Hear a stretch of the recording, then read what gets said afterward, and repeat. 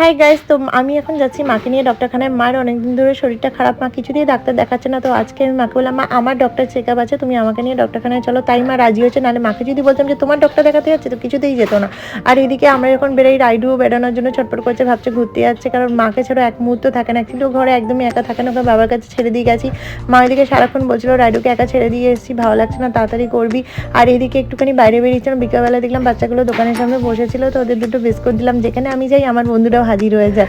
আর এইদিকে ওরও বিস্কুটটাও খেতে এসে ওকে দিয়েছি, তারপরে ওরটাও খেতে চাই, বলছি তোকে দেবো না। তাই এইদিকে মা যখন জানতে পারলো যে মা তোমার ডক্টর দেখাচ্ছে, মা রিয়াকশন দেখো, বাবাকে ফোন করছে, ভাইকে ফোন করছে যে আমাকে মিথ্যা কথা বলে এনেছে।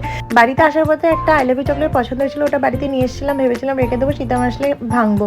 তো আমার ভাই তস হইলো না, ওই চকলেটটা পুরো সাত্তানাশ করে দিল। তো আমি আর ভাই মিলে দুজনে মিলে চকলেটটাকে পুরো সাত্তানাশ করে খেতে শুরু করলাম। এদিকে জিএসি টয়লেট করে ভাসিয়ে রেখেছিল, ওটাও পরিষ্কার করতে লেগে পড়লাম।